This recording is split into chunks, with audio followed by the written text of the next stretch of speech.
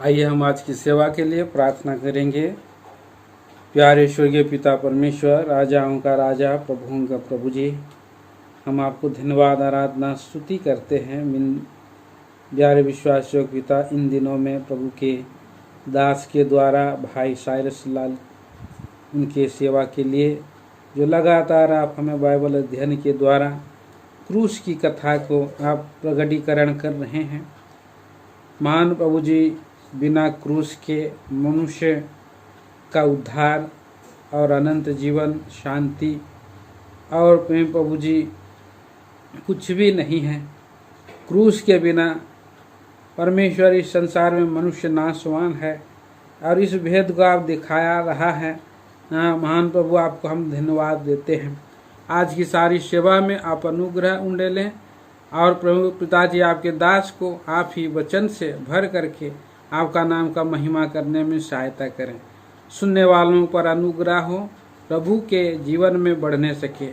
संपूर्ण आदर मान दे करके प्रार्थना मसीह यीशु के नाम में मांगते, सुनिए और ग्रहण करें पिताजी, आमीन। गीत संख्या सियोन के गीत में से 313।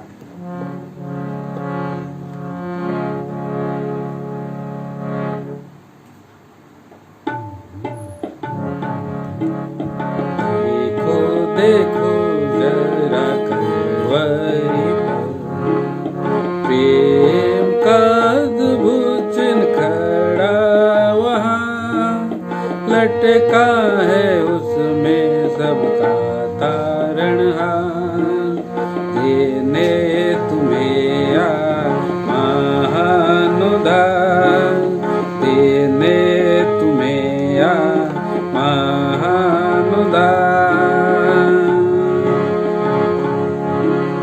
मनोहर कितने नागवान है, सोचते कभी भी न हम मरेंगे।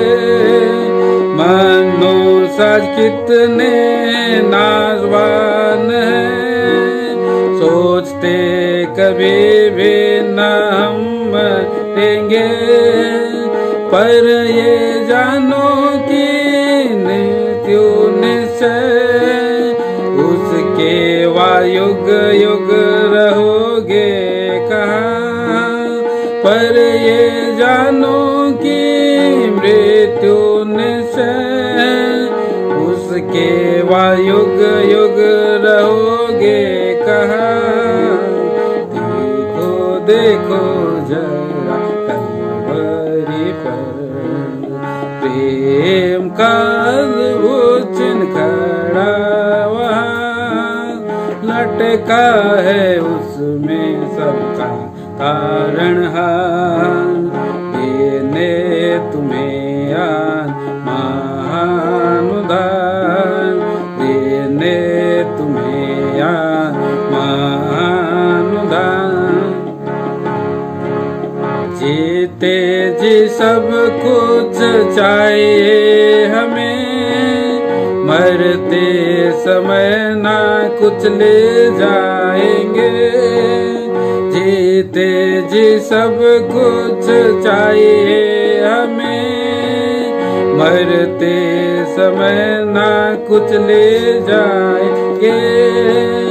मृत्यु के बाद में फिर जीना है, अंत में सबका एक दिन न्याय होना है।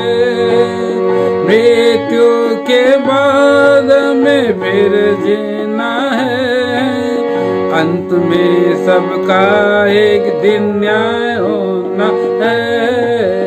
देखो देखो जरा कलवरी पर प्रेम का अद्भुत चिन्ह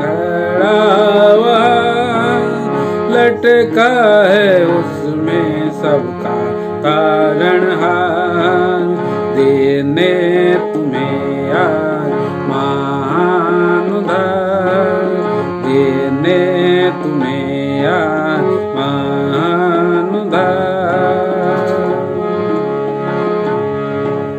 प्रभु प्रभु गरीब सबके लिए बना, सब कुछ पापियों के लिए दिया। प्रभु गरीब सबके लिए बना, सब कुछ पापियों के लिए दिया। अपना उसे अब त्राता बना, जीना अब से तुम उसके लिए। अपना उसे अब त्राता बना, जीना अब से तुम उसके लिए। देखो देखो जरा कलवरी पर प्रेम का अद्भुत चिन्ह खड़ा हुआ, लटका है उसमें सबका तारण। देने तुम्हें महान उद्धार, देने तुम्हें महान उद्धार। उस घातित मसीह पर नजर उठाओ, अब उसे तुम सब ना नकारो। उस घातित मसीह पर नजर उठाओ, अब उसे तुम सब ना नकारो। उस प्रेम के बदले में अपने को दो, हृदय में उसे आज प्रभु मानो। उस प्रेम के बदले में अपने को दो, हृदय में उसे आज प्रभु मानो। देखो देखो जरा कलवरी पर प्रेम का अद्भुत चिन्ह खड़ा वहाँ, लटका है उसमें सबका तारण। देने उसे महान उद्धार, देने तुम्हें महान उद्धार।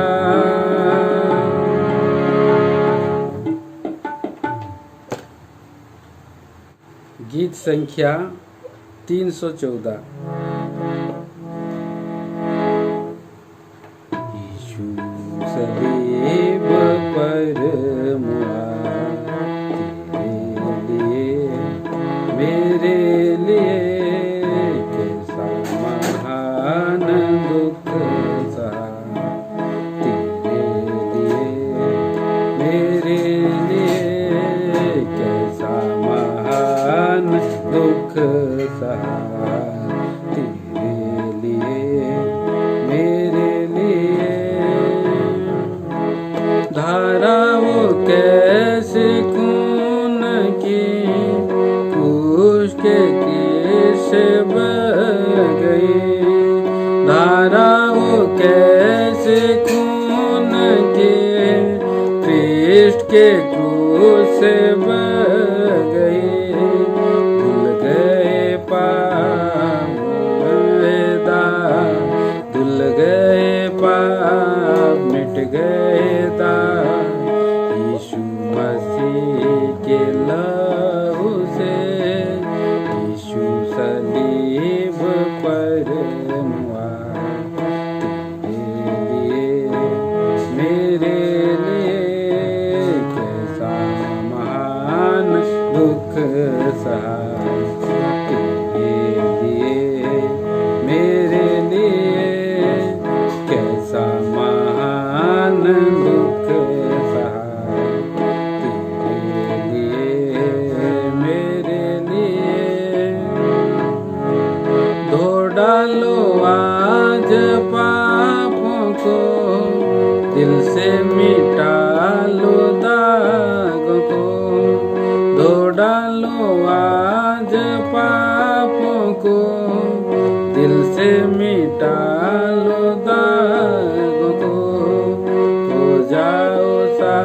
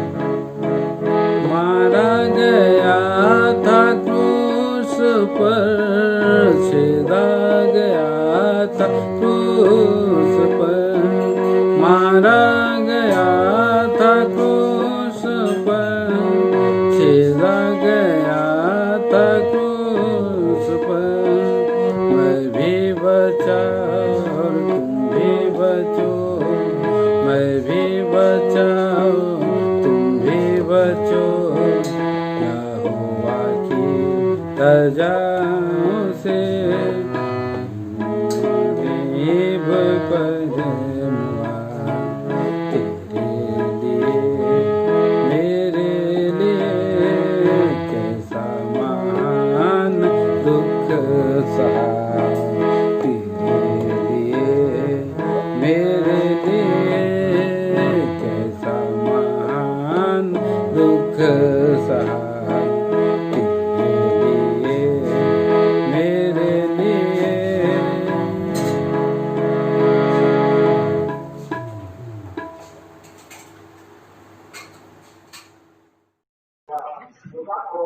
हम लोग इस विषय को जो क्रूस का प्रचार है और क्रूसित मसीह में उन कामों के विषय में जो प्रभु यीशु मसीह ने क्रूस पर जाकर किए अध्ययन करते आए हैं। और आज हमारे अध्ययन में प्रभु यीशु मसीह का क्रूस पर किया गया 5वां कार्य। पर तो भी जैसा हम पढ़ते आए हैं, पहले कुरिन्थियों का 1 अध्याय और उसका 18 पद से 24 पद तक और पहले कुरिन्थियों के 2 अध्याय का 1 और 2 पद, हम इन दोनों जगह से वचन को पढ़ लेंगे। 1 Corinthians 1st chapter verse from 18 to 24, then 2nd chapter verse 1 and 2. Please read.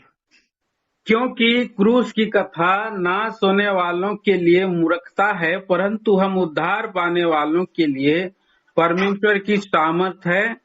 क्योंकि लिखा है, मैं ज्ञानवानों के ज्ञान को नष्ट करूंगा और समझदारों की समझ को तुच्छ कर दूंगा। कहाँ रहा ज्ञानवान, कहाँ रहा शास्त्री, कहाँ रहा इस संसार का विवादी? क्या परमेश्वर ने संसार के ज्ञान को मूर्खता नहीं ठहराया? क्योंकि जब परमेश्वर के ज्ञान के अनुसार संसार ने ज्ञान से परमेश्वर को ना जाना, तो परमेश्वर को यह अच्छा लगा कि इस प्रचार की मूर्खता के द्वारा विश्वास करने वालों को उद्धार दे। यहूदी तो चिन्ह चाहते हैं और यूनानी ज्ञान की खोज में हैं, परंतु हम तो उस क्रूस पर चढ़ाए हुए मसीह का प्रचार करते हैं, जो यहूदियों के लिए ठोकर का कारण और अन्य जातियों के लिए मूर्खता है। परंतु जो बुलाए हुए हैं, क्या यहूदी क्या यूनानी, उनके निकट परमेश्वर मसीह की सामर्थ और परमेश्वर का ज्ञान है। क्योंकि परमेश्वर की मूर्खता मनुष्यों के ज्ञान से ज्ञानवान है और परमेश्वर की निर्बलता मनुष्य के बल से बहुत बलवान है। 2 अध्याय 1 और 2। हे भाइयों, जब मैं परमेश्वर का भेद सुनाता हुआ तुम्हारे पास आया, तो शब्दों या ज्ञान की उत्तमता के साथ नहीं आया, क्योंकि मैंने यह ठान लिया था कि तुम्हारे बीच यीशु मसीह वरन क्रूस पर चढ़ाए हुए मसीह को छोड़ और किसी बात को ना जानूं। हम पिछले दिनों में क्रूसित मसीह में जिन कामों को प्रभु ने किया अध्ययन कर चुके हैं। मैं दोहरा दूंगा। पहला कार्य था कैसे प्रभु यीशु मसीह ने पापी मनुष्य जाति के पापों को और पाप के दंड मृत्यु को ले लिया, जिसे हमने पहला पत्रस 2:24 में पढ़ा। फिर उसके बाद दूसरा कार्य जो प्रभु यीशु मसीह ने किया कि हम जो पाप और मृत्यु में थे, न केवल उनको हमसे अलग किया, पर हमारे जीवन में क्रूस पर बहाए हुए लहू के द्वारा शांति का अनुभव दिया, जिसे हम कुर्सियों के 1 और उसके 20 पद में पढ़ते हैं। और तीसरा कार्य था, हम जो निकाले हुए थे अदन की वाटिका से कहें या परमेश्वर की उपस्थिति से कहें, हम निकाले हुओं के लिए प्रभु ने जो काम किया क्रूस पर, क्योंकि ये निकाला जाना दिखाता है हम मन से परमेश्वर के बैरी हो गए। और जरूरी था प्रभु यीशु मसीह हमारा मेल परमेश्वर के साथ कराए, और इसीलिए उसे क्रूस पर जाना पड़ा। और इस बात को हम कुलुस्सियों के पहले अध्याय के 20 और 21 और 22 पद में पढ़ते हैं। फिर चौथा कार्य जिस पर हमने ध्यान किया वो था विधियों का वो लेख, अर्थात व्यवस्था जो हमें पापी ठहराकर परमेश्वर के सम्मुख न्याय के लिए खड़ी करती है। जरूरी हुआ प्रभु यीशु मसीह ने हमें विधियों के इस लेख को जो हमारे विरोध में था मिटा डाले, हटा दे। इसे भी उसने क्रूस पर कीलों से जड़कर, वो शरीर जो क्रूस पर कीलों से चढ़ा गया, सही मायने में वो मेरा और आपका शरीर, जो पाप का शरीर, जिसमें विधियों का लेख अर्थात हमारे पापों का सारा लेखा जोखा।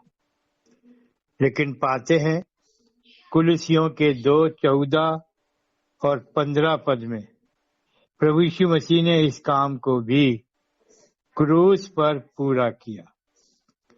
ये 4 काम जिन पर हम ध्यान कर चुके। आज परमेश्वर हमारी सहायता करे, हम 5वें काम को देखेंगे जिसको हम पढ़ सकते हैं इफिसियों के 2 अध्याय में। मेरे साथ निकालिए इफिसियों का 2 अध्याय और उसका 16 पद पढ़िए। और हाँ पढ़िए। क्रूस पर बैर को नाश करके इसके द्वारा दोनों को एक देह बनाकर परमेश्वर से मिलाए। और क्रूस पर बैर को नाश करके, ये काम भी प्रभु यीशु मसीह ने क्रूस पर किया। 14, 15 और 16 तीनों पदों को पढ़िए भाई, ताकि ना केवल बैर का नाश किया गया पर दोनों को, अर्थात यहूदी और यूनानी जो एक समय तक अलग अलग थे, कैसे कैसे प्रभु यीशु मसीह ने इस क्रूस के कार्य के द्वारा दोनों को एक कर दिया। आज के वर्तमान में कोई पहचान नहीं है, यहूदी अलग या यूनानी अलग। क्रूस के कार्य के द्वारा यूनानी और यहूदी दोनों को एक कर दिया। 14, 15 और 16 पद पढ़ दीजिए भाई।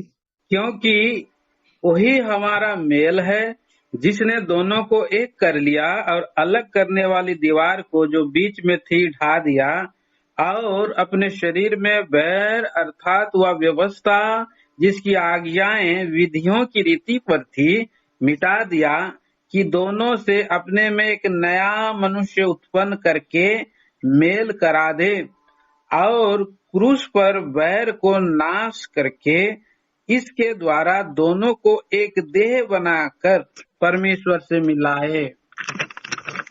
छोटी सी प्रार्थना करें ताकि प्रभु वचन को लाने में, देने में सहायता करे। प्रेमी पिता, दयालु परमेश्वर, धन्यवादी हैं इन दिनों में जिस प्रकार आपके आगमन के लिए उस तैयारी को, जिसमें हम प्रभु बाट जोते हुए पाए जाएं, कि जब आप बादलों पर आए तो हम भी उठा लिए जाएं। क्या क्या हमारी जरूरत है, क्या क्या कार्य हमारे जीवन में पूरे होने जरूरी है। अब तक जिस प्रकार आपने चलाया और दासों की सेवा भी आपके लोगों के लिए बराबर प्रभु जी आपके आत्मा से देने के लिए सहायता की। इस समय भी आप ही सहायता करिए।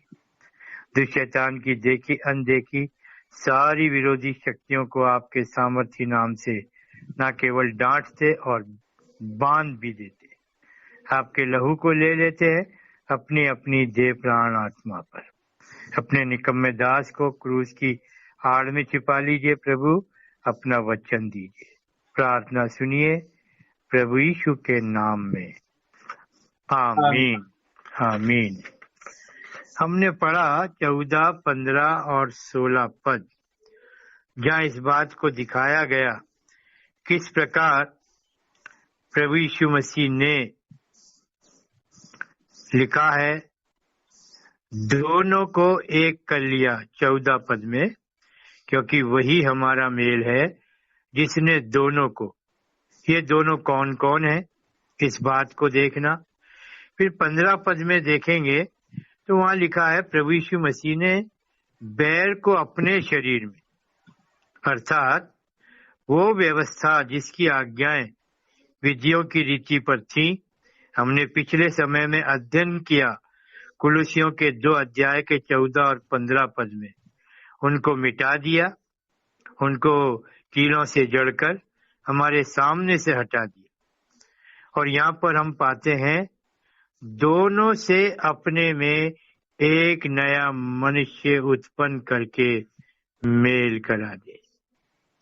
ये कार्य क्रूस पर किया गया, जैसा 16 वर्ष में पाते हैं, और क्रूस पर बैर को नाश करके इसके द्वारा, क्रूस पर बैर को नाश करके इस कार्य के द्वारा दोनों को एक देह बनाकर, दोनों मीन्स यहूदी और यूनानी, दोनों को एक देह बनाकर, एक देह अर्थात कलीसिया, एक नया मनुष्य, एक नया स्वरूप, और किससे मिला दिया? परमेश्वर से। और इन्हीं बातों पर हम लोग ध्यान करेंगे कैसे क्रूस के द्वारा इस काम को प्रभु यीशु मसीह ने किया, क्योंकि वचन पर ध्यान करने से हमें ये अलगाव दिखाई देता है यहूदियों का और यूनानियों का, क्योंकि परमेश्वर ने एक विशेष वर्ग को या एक ऐसे लोगों को जिनको अपनी जाति बना ले चुन लिया, और ये चुना जाना इब्राहिम से आरंभ हुआ। पर जब हम इन इस्राएलियों के इतिहास का आरंभ देखते हैं तो वो ही आशीष जो परमेश्वर ने अब्राहम को दी, इब्राहिम बना दिया, इब्राहिम से इजाक, और इजाक के द्वारा उसी वंश को आगे बढ़ाया, और उसके बाद इजाक से याकूब। यद्यपि एक ही गर्भ में 2 बच्चे, एसौ और याकूब, पर हमने जाना है, पढ़ा है, और भी यदि समय मिले आप पढ़ सकते हैं रोमियो के 9वें अध्याय के 8 से लेकर 14 पद तक, तो दिखाई देगा, समझ में आएगा परमेश्वर ने याकूब को तो चुना पर एसौ को अप्रिय जाना।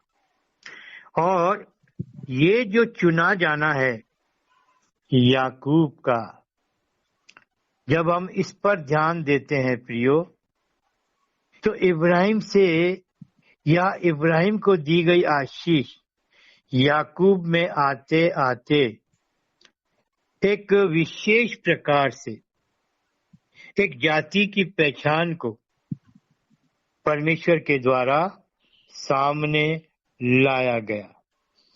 यद्यपि याकूब का जीवन चरित्र अच्छा नहीं था, डिसीवर, धोखेबाज, लेकिन वचन हमको बताता है परमेश्वर ने याकूब को चुना, और ये उसका चुना जाना, इज़राइल के पहचान में लाया जाना यदि हम याकूब के जीवन का अध्ययन करें वो एक अलग विषय हो जाएगा, पर हम थोड़ा सा इस बात को ले सकते हैं किस प्रकार जब याकूब जो धोखेबाज था, जिसने अपने भाई एसाव को धोखा दिया पहलोठे का पद लेने के लिए, उसके बाद उसने अपने पिता को भी धोखा दिया। उस आशीर्वाद को जो उसका पिता इजाक एसाव को देना चाहता था, वो आशीर्वाद भी धोखे से याकूब ने लिया। पर इन सब कामों के करने पर भी जो याकूब चाहता था उसको मिले, या ऐसा आशीर्वाद मिले जिस आशीर्वाद को जिसमें उसके लिए संतुष्टि हो, हम पाते हैं शायद इतना सब कुछ करके भी वो आशीर्वाद नहीं उसको मिला। क्योंकि इस आशीर्वाद के बाद भी जो इजाक ने दिया, हम क्या पाते हैं, याकूब एक ऐसी स्थिति में आ गया कि उसको अपने भाई के डर से अपना घर छोड़कर भागना पड़ा। और ये उसका भागना उसके माता पिता के द्वारा दी गई सलाह में उसको ले गया अपने मामा लाबान के घर। और हम देखते हैं प्रियो, वहां पर किस प्रकार उसने 20 साल अपने मामा लाबान के यहाँ बिताए। और उन्हीं 20 सालों के इतिहास में उसके विवाह के लिए उसके मामा लाबान ने, यद्यपि याकूब चाहता था रिबका को, पर पहले उसको लिया दी गई और उसके बाद उसको रिबका।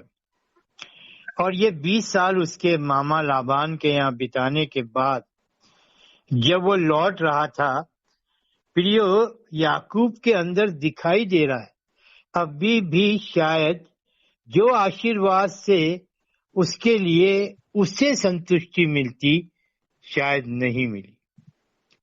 और इसीलिए यद्यपि उसका जो जीवन था दोनों पत्नियों के साथ, दोनों पत्नियों के साथ दी गई 2 दासियों के साथ, और देखते देखते किस प्रकार उसके पास इतनी संतान हो गई, 11 बच्चे, 1 बच्चा रास्ते में, ऐसे करके इतना सब कुछ, कितना धनाढ़ मवेशी उसके पास, सब कुछ।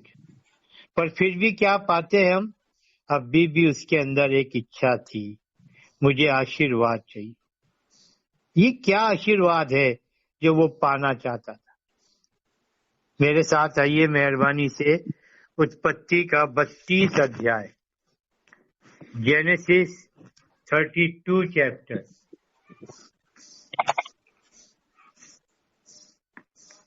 उत्पत्ति का 32 अध्याय भाई 22 पद से पढ़ दीजिए, छोटा करेंगे पढ़ने के लिए। 22 पद से।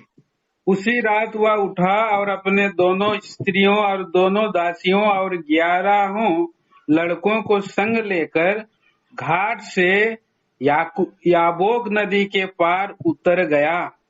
उसने उन्हें उस नदी के पार उतार दिया, वरन अपना सब कुछ पार उतार दिया, और याकूब आप अकेला रह गया। तब कोई पुरुष आकर पो फटने तक उससे मल्लयुद्ध करता रहा। जब उसने देखा कि मैं याकूब पर प्रबल नहीं होता, तब उसकी जांघ की नस को छुआ, और याकूब की जांघ की नस उससे मल्लयुद्ध करते ही करते चढ़ गई। तब उसने कहा, मुझे जाने दे, क्योंकि भोर होने वाला है। याकूब ने कहा, जब तक तू मुझे आशीर्वाद न दे तब तक मैं तुझे जाने ना दूंगा। और उसने याकूब से पूछा, तेरा नाम क्या है? उसने कहा, याकूब। उसने कहा, तेरा नाम अब याकूब नहीं, परंतु इस्राएल होगा, क्योंकि तू परमेश्वर से और मनुष्यों से भी युद्ध करके प्रबल हुआ है। याकूब ने कहा, मैं विनती करता हूँ, मुझे अपना नाम बता। उसने कहा, तू मेरा नाम क्यों पूछता है? तब उसने उसको वही आशीर्वाद दिया। सो यहाँ भी हम लोग देखते हैं याकूब में अभी भी आशीर्वाद की भूख कैसे बनी हुई थी, और शायद ये वो समय था जिस आशीर्वाद को याकूब की आवश्यकता में परमेश्वर की ओर से उसे मिले, परमेश्वर ने उसको आशीर्वाद दिया। हम 35 अध्याय के 10 पद में भी इसी बात को पढ़ते हैं। वहां भी किस प्रकार याकूब को इज़राइल नाम दिया गया। मैं पढ़ दूंगा उत्पत्ति का 35 अध्याय और उसका 10 पद। और परमेश्वर ने उससे कहा, अब तक तेरा नाम याकूब रहा है, पर आगे को तेरा नाम याकूब ना रहेगा, तू इज़राइल कहलाएगा। इस प्रकार उसने उसका नाम इज़राइल रखा। तो मेरे प्रियो, एक पहचान इब्राहिम के वंश में बढ़ते बढ़ते यहाँ एक जाति जो विशेष नाम के द्वारा जानी गई, और ये नाम और ये आशीष स्थायी है, क्योंकि आज भी दुनिया में इज़राइल का नाम है। इज़राइल एक राष्ट्र है, इज़राइल परमेश्वर की प्रजा है, इज़राइल के लिए परमेश्वर की योजना है, इज़राइल के लिए परमेश्वर का उद्धार है। यदि आप यिर्मयाह का 30 अध्याय पढ़ेंगे, वहाँ दिखाई देगा ये इज़राइल जिसको आज के वर्तमान में कठोर किया गया है, लेकिन इस इज़राइल के लिए समय है जब परमेश्वर फिर से जो महाक्लेश का समय आएगा सुधी लेगा। लेकिन हमारा जो विषय है, किस प्रकार क्रूस पर बैर को नाश करके दोनों को एक कर देना, इसलिए जरूरी था हम इन दोनों के विषय में भी जाने ये दोनों कौन है। अर्थात एक जो इज़राइली जाति, और एक यूनानी अर्थात इज़राइल को छोड़कर जितनी भी जातियां अर्थात अन्य जाति।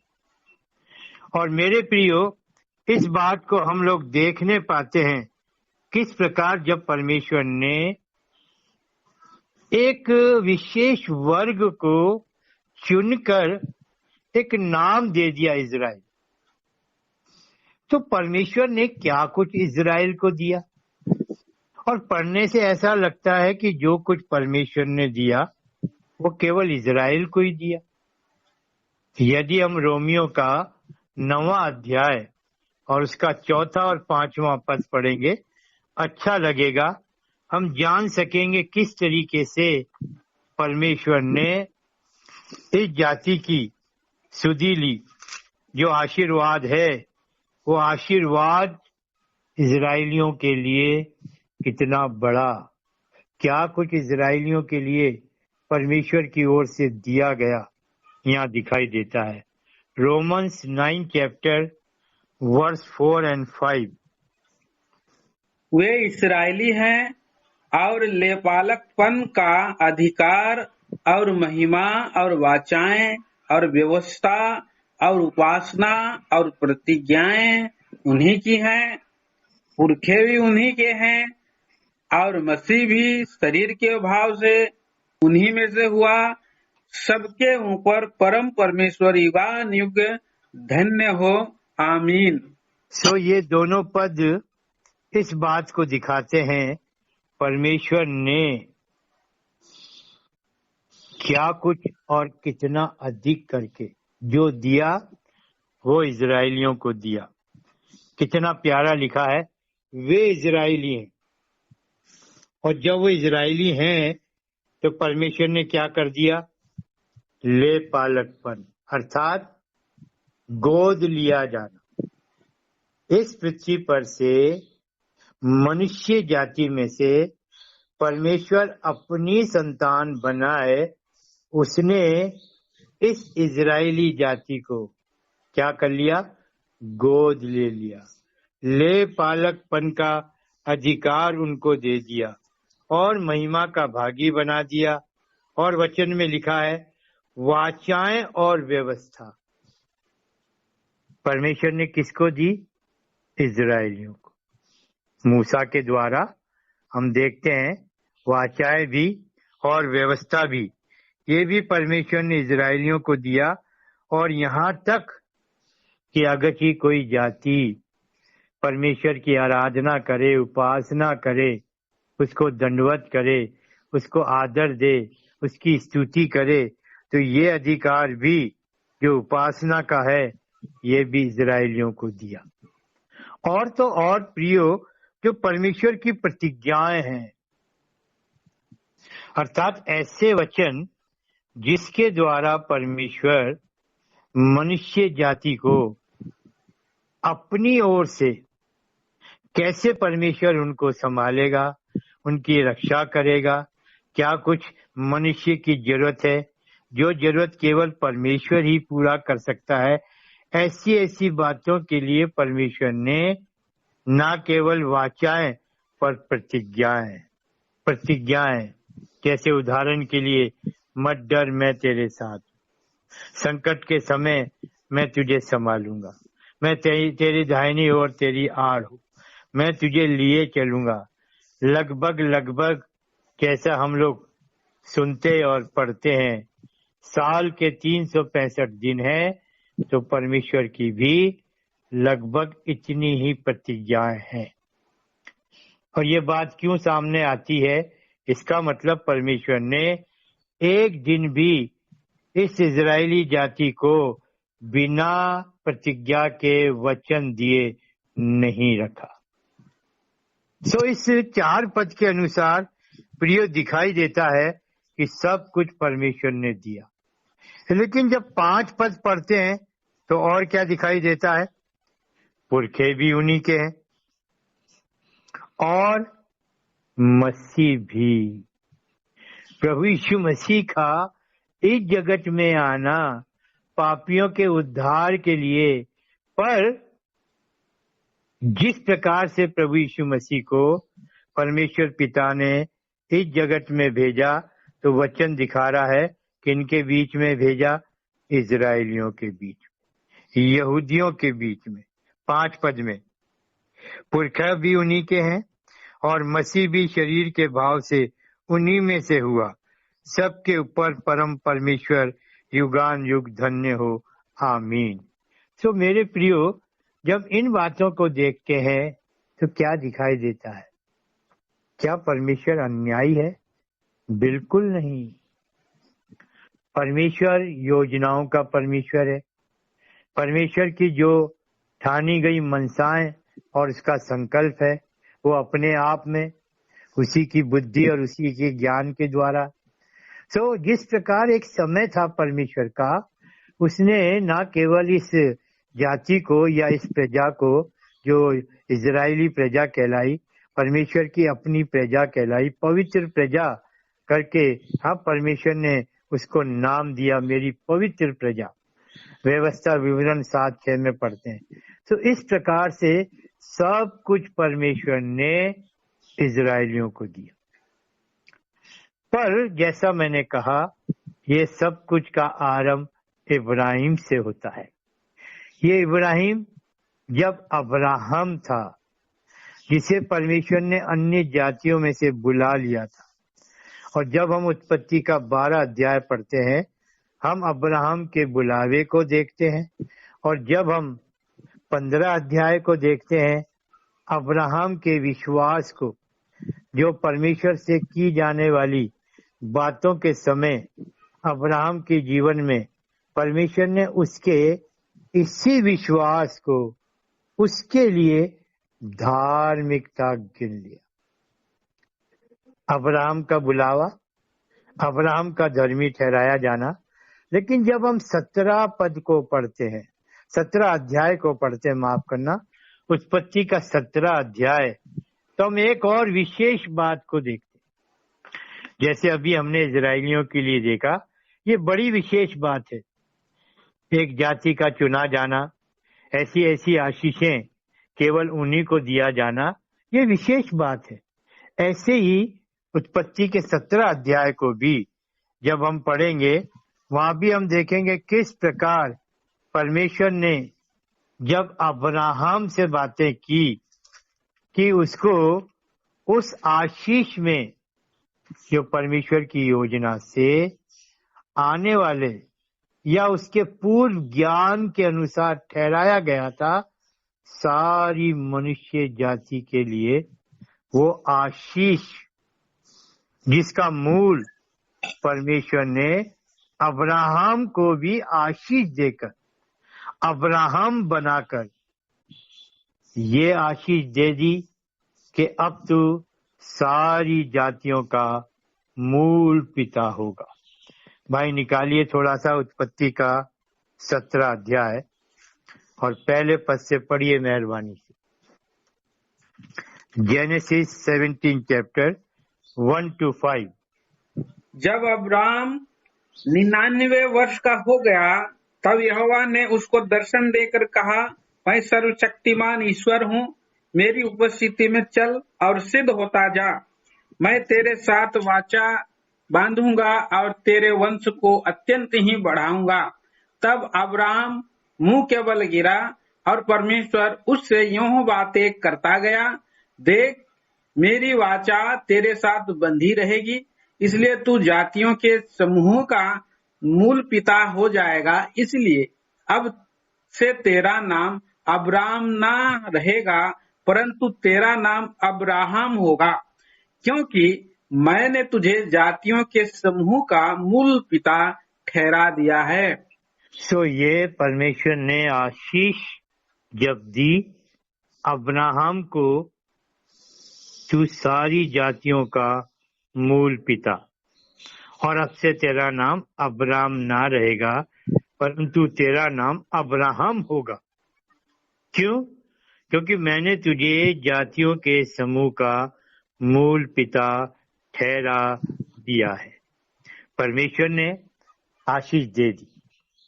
अब ये कितनी बड़ी आशीष है, या इस आशीष के पीछे परमेश्वर की क्या मनसा है, क्या परमेश्वर करना चाहता है? क्योंकि परमेश्वर तो आशीष दे चुका, और परमेश्वर ने कहा था कि जो आशीष मैं तुझे दूंगा वो बनी रहेगी। अब सारी जातियों का मूल पिता अगर कि अब्राहम हो गया, तो फिर ये कैसी बात है? केवल एक वंश को दिखाया गया जो इजरायली वंश है, जो इब्राहिम से ही है, और किस प्रकार से परमेश्वर ने अब्राहम से इब्राहिम कर दिया, और उसके वंश में से याकूब आ गया, याकूब के वंश में से चौथा बेटा यहूदा आ गया, और यहूदा के वंश में से प्रभु यीशु मसीह आ गया। लेकिन प्रभु यीशु मसीह के आने तक को भी हम कहाँ देखते हैं? रोमियो के 9 अध्याय के 5 पद में, पुरखा भी उन्हीं के हैं और मसीह भी उन्हीं में ही आया। तो ये आशीष जो अब्राहम से अब्राहम, सारी जातियों का मूल पिता, कैसे पूरी होगी? कैसे ये सिद्ध होगा कि अन्य जाति भी कहे कि इब्राहिम हमारा भी पिता है? मेरे प्रियो, क्योंकि इजराइलियों की हमने आशीष में, परमेश्वर के द्वारा दी गई भरपूरी में उनको देख लिया, पर यदि अन्य जातियों को देखें तो क्या दशा थी उनकी? क्या उनके पास परमेश्वर की ओर से कुछ दिया जा चुका था, कुछ दिया हुआ था? आइए मेरे साथ इफिसियों के 2 अध्याय में,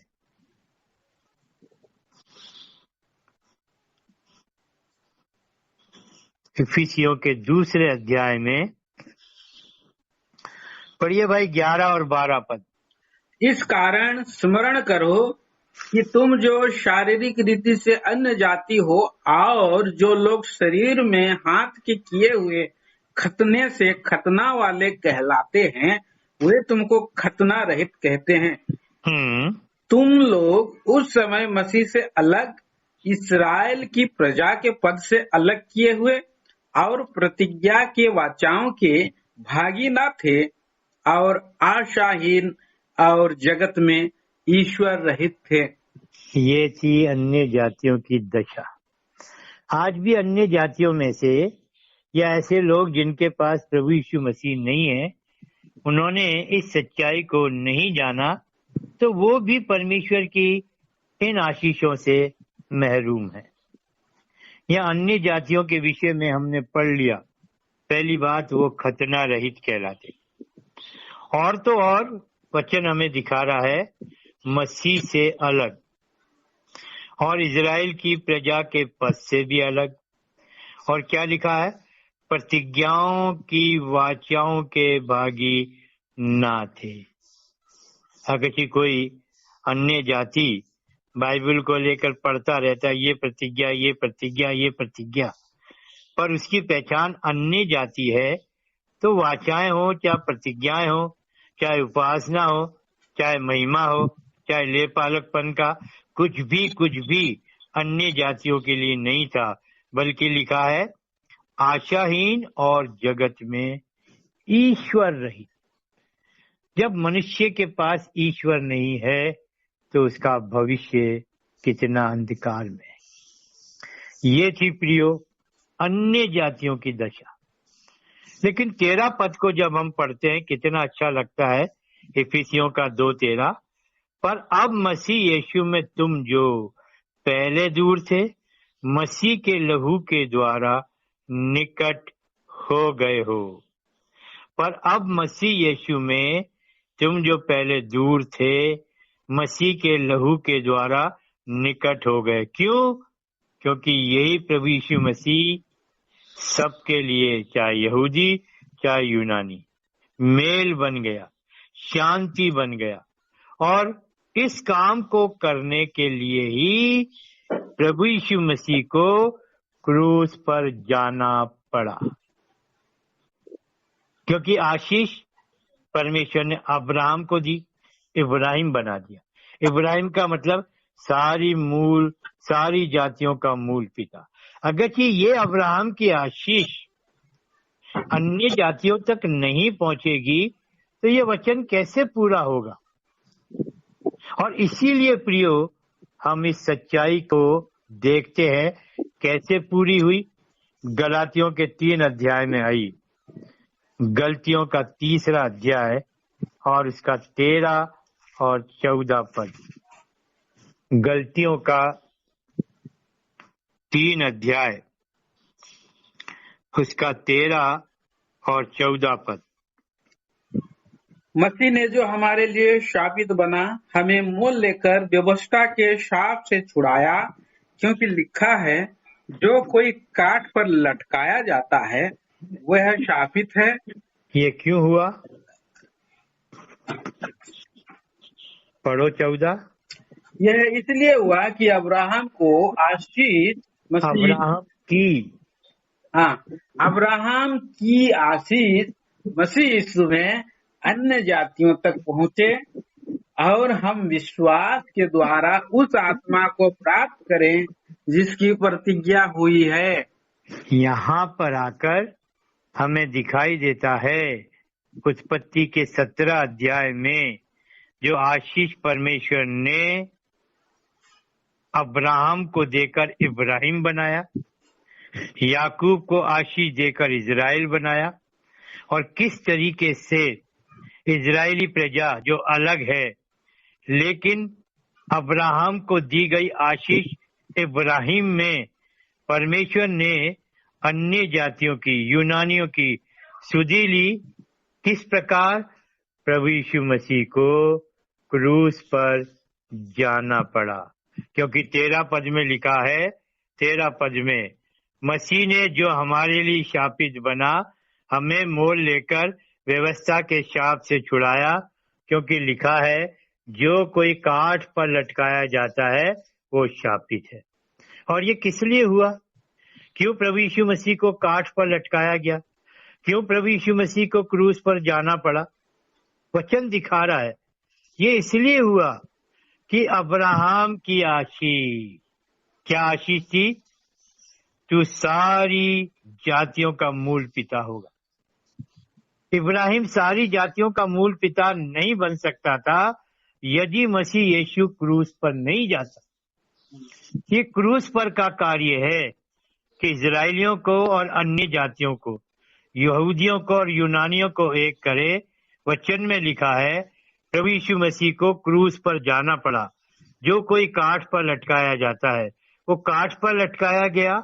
और ये किस लिए हुआ? ताकि इब्राहिम की आशीष मसीह यीशु में अन्य जातियों तक पहुंचे और अन्य जातियों में से जो विश्वास कर ले वो प्रभु यीशु मसीह की इस आत्मा को जिसकी प्रतिज्ञा हुई है प्राप्त कर ले। क्योंकि आत्मा विश्वास के द्वारा जब एक पापी को उद्धार में ले आती है और वो उसका भागी हो जाता है प्रभु यीशु मसीह की आत्मा का, तो याद रखो प्रियो, अब ना कोई यहूदी है ना कोई यूनानी, दोनों के लिए ये आशीष है। तो जरूरी है प्रभु यीशु मसीह पर विश्वास करना। और जब प्रभु यीशु मसीह पर विश्वास किया जाता है तो एक पापी उस जीवन का भागी बन जाता है जो मसीह यीशु में परमेश्वर के द्वारा दी गई उन सारी आशीषों का अधिकार, जहाँ लेपालकपन भी है, जहाँ महिमा भी है, जहाँ उपासना का अधिकार भी है, जहाँ परमेश्वर की प्रतिज्ञाओं का भागी होना भी है। और इस प्रकार से प्रियो ये काम प्रभु यीशु मसीह ने कलवरी के क्रूस पर जाकर किया। जो कोई काठ पर लटकाया जाता है, ये व्यवस्था का नियम है, पढ़ने की जरूरत ही नहीं। व्यवस्था विवरण के 21 अध्याय के 23 पद में लिखा गया, जो कोई काठ पर लटकाया जाएगा वो शापित गिना जाएगा। प्रभु यीशु मसीह काठ पर लटकाया गया, वो हमारे लिए शापित बना। और केवल इतना ही नहीं, इस क्रूस पर चढ़ाए जाने के द्वारा 16 पद में पढ़ते हैं, जब हम इफिसियों के 2 अध्याय के 16 पद को पढ़ते हैं तो वचन हमको बताता है कैसा लिखा है। और क्रूस पर बैर को नाश करके इसके द्वारा दोनों को एक देह बनाकर परमेश्वर से मिलाए। एक देह बनाकर। बात समझ में आती है? क्योंकि मैं और आप अन्य जातियों में से आए। अगर ये क्रूस पर प्रभु यीशु मसीह नहीं जाता तो मेरे प्रियो, ये जो अब्राहम को दी गई आशीष थी सारी जातियों के लिए, क्योंकि अब जो कोई विश्वास करता मेरे प्रियो वो इब्राहिम की भी संतान कहलाता है, वो परमेश्वर की भी संतान कहलाता है। शरीर की संतान परमेश्वर की संतान नहीं। यूहन्ना 3:6 में भी पढ़ते हैं, जो शरीर से जन्मा है वो शरीर है, पर जो आत्मा से जन्मा है वो आत्मा है। जब एक पापी प्रभु यीशु मसीह पर विश्वास करता है, उसका विश्वास न केवल उसको पापों की क्षमा या छुटकारे का अनुभव देता है, पर मेरे प्रियो उसे परमेश्वर की संतान बना लेता है, ले पालकपन का अधिकार दे देता है और प्रभु यीशु मसीह का आत्मा उसके जीवन का हिस्सा बन जाता है। और इस प्रकार हर एक वो व्यक्ति जो प्रभु यीशु मसीह को ग्रहण करता है, उसकी अब और कोई पहचान नहीं रहती कि वो यहूदियों में से आया है या यूनानियों में से। अब तो केवल उसकी एक पहचान है, एक ध्येय अर्थात कलीसिया। यदि मैं आपके सामने इफिसियों के 3 अध्याय के 6 पद को पढ़ूं, 5 और 6 पद को, बहुत अच्छा हमको लगेगा। इफिसियों का 3 अध्याय उसका 5 और 6 पद यहाँ लिखा है। हाँ पढ़ो। जो अन्य समयों में मनुष्यों की संतानों को ऐसा नहीं बताया गया था, जैसा कि आत्मा के द्वारा अब उसके पवित्र प्रेरितों और भविष्यद्वक्ताओं पर प्रकट किया गया है। अर्थात यह कि मसीह यीशु में सुसमाचार के द्वारा अन्य जातीय लोग मिरास में साझी और एक ही देह के और प्रतिज्ञा के भागी हैं। यस, अब सुसमाचार हो गया। प्रभु यीशु मसीह का क्रूस हो गया। प्रभु यीशु मसीह के क्रूस पर किए गए कार्य पर विश्वास करना, ये हो गया प्रिय। सुसमाचार का अर्थ ही यही है। अब चाहे यहूदी है चाहे यूनानी, उनको एक जगह पर आना पड़ेगा, जो विश्वास प्रभु यीशु मसीह हम पापियों के लिए मर गया, गाड़ा गया और तीसरे दिन जी भी उठा। जो कोई ये विश्वास कर लेता है प्रियो, अब इस जगह पर हम आ जाते हैं जहाँ हमारी पहचान एक है, अर्थात कलीसिया। और 6 पद में लिखा है, अर्थात यह है कि मसीह यीशु में सुसमाचार के द्वारा, क्या लिखा है, अन्य जाति लोग मिरास में भी साझी और एक ही देह अर्थात कलीसिया के भी भागी और तो और प्रतिज्ञा के भी भागी। ये प्रभु यीशु मसीह के द्वारा क्रूस पर किया गया 5वां कार्य है प्रियो, जहाँ हम इस बात को देखने और जानने और समझने पाते हैं किस प्रकार क्रूसित मसीह में परमेश्वर ने अपने पुत्र प्रभु यीशु मसीह के द्वारा इस काम को पूरा किया, अर्थात यहूदियों को भी और यूनानियों को भी एक कर दिया। और इसलिए इफिसियों के 2 अध्याय का 14, 15 और 16 पद प्रियो प्रभु यीशु मसीह के किए गए क्रूस के 5वें कार्य को दिखा देता है, जो यदि हम इन 5 कामों को यदि एक ही जगह पर,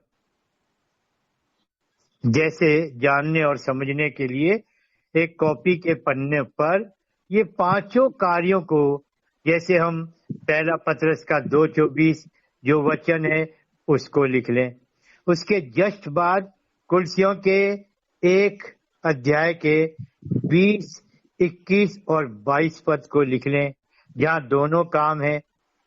हमारे जीवन में शांति भी आ गई और परमेश्वर के साथ मेल भी हो गया। और उसके बाद हम कुलसियों के 2 अध्याय के 14 और 15 पद में जो दोनों बातें हैं वचन में, उन दोनों को लिखकर और फिर इफिसियों के 2 अध्याय के 14, 15 और 16 पद को लिखें। और मेरे प्रियो, एक छोटा सा संदेश जिसके 5 जगहों पर आपको क्रूसित मसीह, क्रूसित मसीह, क्रूसित मसीह, क्रूसित मसीह, क्रूसित मसीह दिखाई देगा। क्रूसित मसीह में ये सारे काम जब आप एक जगह पर इकट्ठा कर लेंगे, दिखाई देगा कि ना केवल ये क्रूसित मसीह पापियों की ही आवश्यकता है, पर आज प्रियो उद्धार पाए हुए लोग इस बात की कमी को महसूस नहीं कर रहे और इसीलिए विश्वासियों के आत्मिक जीवन में पतन को देखा जा रहा है। आज विश्वासी एक अलग प्रकार के जीवन में आ गया, जहां उसको शायद मैं ऐसा कह सकता हूं अपने ज्ञान पर घमंड हो गया, बाइबल को जानना उस पर घमंड हो गया। यद्यपि परमेश्वर के सामने कौन खड़ा हो जाएगा, कौन कहेगा मैं सब कुछ जानता हूं, क्योंकि कुरिन्थस की कलीसिया के साथ यही हुआ। परमेश्वर ने उनको बहुत कुछ दिया। हमने अध्ययन किया पहले ही संदेश में, जब हम पढ़ते हैं 1 कुरिन्थियों का 1 अध्याय और उसका 5 पद से लेकर 8 पद तक, परमेश्वर ने उनको सब कुछ अर्थात स्वर्गीय आशीषें दी। सबसे पहले उनको अनुग्रह दिया। अनुग्रह के बाद वचन में लिखा है, तुम्हें परमेश्वर ने सारे वचन और ज्ञान में धनी किया। और उसके बाद आप देखेंगे सारे वरदान और मसीह की गवाही का पक्का होना, ये सब कुछ उनके जीवन में था। यहाँ तक लिखा है कि वो प्रभु यीशु मसीह के आने की बाट भी जो रहे। फिर क्या बाकी था? लेकिन क्या पाते हैं प्रियो, इसी प्रकार से आज भी हम बहुत सी बातों को जान रहे, प्रभु यीशु मसीह के आने को जान रहे, कितने लोग कह भी रहे हैं मैं प्रभु यीशु मसीह के आने की बाट जो रहा हूँ, और ऐसे कहने वाले लोगों के पास उद्धार है, धार्मिकता है। हो सकता परमेश्वर ने उनको कोई वरदान दिया हो, जिस वरदान के द्वारा वो प्रभु की कलीसिया में सेवा भी कर रहे होंगे और उनके पास विश्वास भी है। लेकिन क्या प्रियो, ऐसे ही लोगों के जीवन में लड़ाइयां हैं, लड़ाई झगड़े, फूट है, विधर्म है, बैर है, मन मुटाव है, क्रोध है, लोभ और लालच है, व्यभिचार है, प्रभु की मेज के प्रति जो आदर होना चाहिए, जो डर और भय होना चाहिए, उससे वो बहुत दूर है। ऐसी कितनी बातें जो इस कोरिन्थस की कलीसिया में हमने अध्ययन किया। व्यभिचार तक सोचिएगा प्रियो, यदि आज मैं इन सब बातों को संदेश के द्वारा आप तक पहुंचाऊं और मैं ही अपने को ना जातूं, तो मुझसे कितनी बड़ी मूर्खता होगी। इसलिए अपने विषय में इस बात को अपने लेखे मत गिनो, जैसे कोरिन्थस की कलीसिया वचन और ज्ञान में धनी किए गए। अगर कि वचन और ज्ञान में धनी किए गए, तो ये जीवन कहाँ से आ गया जो पतन का जीवन है, पाप का जीवन है, गिरावट का जीवन है। हाँ, किस प्रकार से दूध पीते बालक, जिनके हाथ में आज भी 10-10, 20-20, 30-30, 40-40 साल विश्वास करने के बाद आज दिखाई दे रहा है उनके जीवन में परमेश्वर का भय नहीं, उनके जीवन में वचन की सच्चाई नहीं। कलीसियाओं में झगड़े दिखाई दे रहे हैं, मुकदमे दिखाई दे रहे हैं, शारीरिकता दिखाई दे रही है, सांसारिकता दिखाई दे रही है। क्यों प्रियो? जरूरत है क्रूसित मसीह, जरूरत है क्रूसित मसीह की। और इसीलिए मैंने पहले भी कहा और आज भी कहूंगा, परमेश्वर ने उस समय कोरिन्थस की कलीसिया के लिए पौलुस को दिखाया क्रूसित मसीह। आज आत्मा मुझे और आपको दिखा रहा है कितनी जरूरत है क्रूसित मसीह, क्योंकि जब जीवन में क्रूसित मसीह नहीं है तो ये सब काम जो प्रभु यीशु मसीह ने क्रूस पर किए, उनमें से कैसे वो चीजें हमारे जीवन में आ गई? तो क्या क्रूसित मसीह का कार्य झूठा है? सोचिए प्रियो, सोचिए। जहां हम प्रभु यीशु मसीह के आने की बाट जो रहे हैं, और इस प्रभु यीशु मसीह के आने की बाट जोने में यदि ऐसा जीवन जो बादलों पर उठाए जाने का जीवन है, जैसा जीवन प्रभु यीशु मसीह का है, जो जीवन पवित्र जीवन है, जिस जीवन में पवित्रता, धार्मिकता, निर्दोषता, सच्चाई, ये सब चीजें जो प्रभु यीशु मसीह में परमेश्वर ने हमको दी हैं, इफिसियों के पहले अध्याय के 30 पद में दिखाया गया है। अगर कि ये बातें नहीं है प्रियो, तो आपका ये कहना कि मैंने उद्धार पाया है, मेरे पास परमेश्वर की धार्मिकता है, क्या कोरिन्थस की कलीसिया के लोगों के पास नहीं थी? सब कुछ था। पर पौलुस को कैसा लगा होगा जब पौलुस ने लिखा, खलोए के घराने से मुझे मालूम पड़ा कि तुम में झगड़े हो रहे। क्या से झगड़े? कोई कह रहा मैं पौलुस का, कोई अपुल्लोस का, कोई कैफा का। आज क्या ये नहीं दिखाई दे रहा कलीसियाओं में? मनुष्यों के पीछे भाग रहे। पर धन्य वो लोग जो ये कह रहे हैं, हमें ना पौलुस का, ना अपुल्लोस का, ना कैफा का, मैं तो मसीह का। यदि ये गवाही आपके पास नहीं है प्रियो, तो यहीं पर जांच लो और जान लो कि आपके जीवन में क्रूसित मसीह नहीं है। क्रूसित मसीह में जितना कार्य किया जा चुका, उन कामों से हमें ऐसी जगह पर ला दिया गया है जहां केवल हमारी पहचान है प्रभु यीशु मसीह। जैसा वो है वैसा ही मैं हूं, वैसे ही आपका व्यक्तिगत जीवन। और यदि आप अपने में ऐसा नहीं पाते हैं प्रियो, तो अच्छा अवसर होगा, ये अवसर बहुत अच्छा होगा।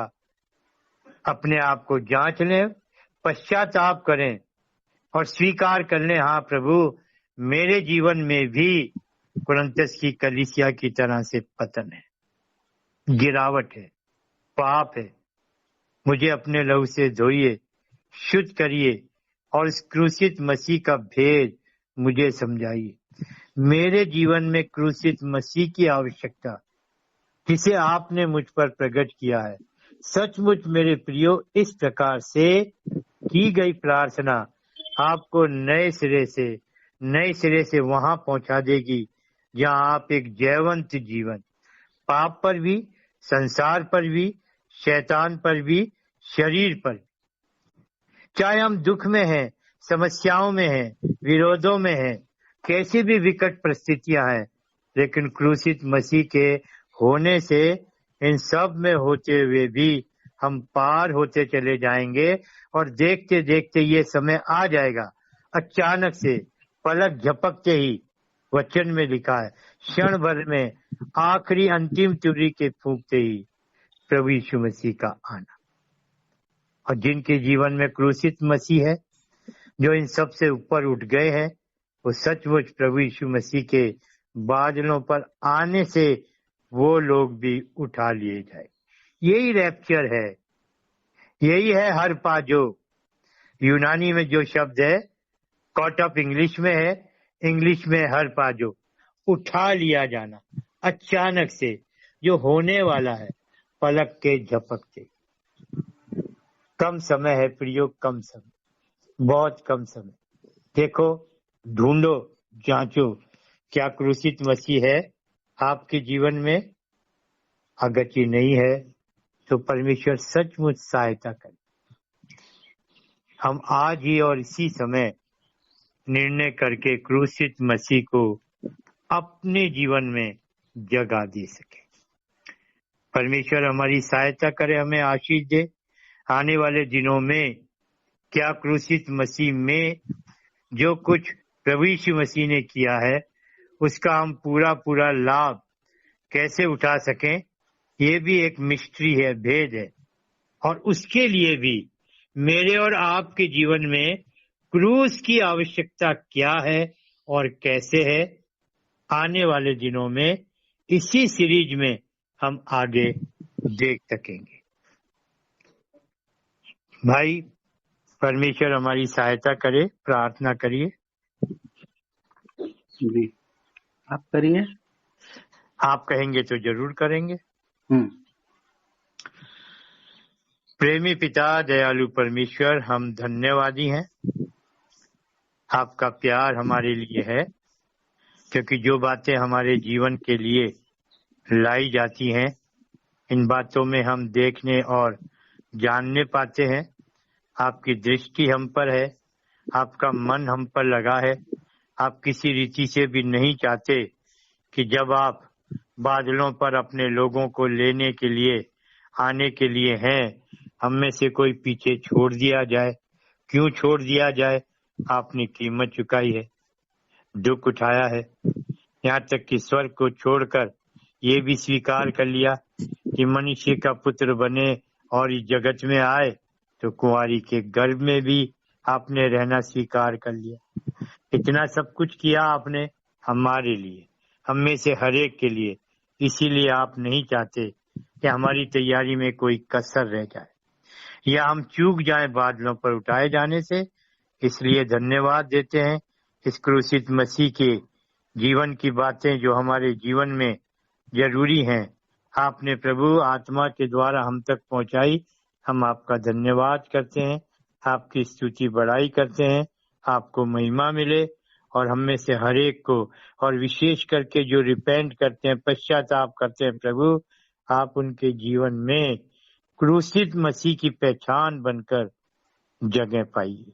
आ जाइए और उस जीवन को थाम लीजिए। वचन की रक्षा करिए।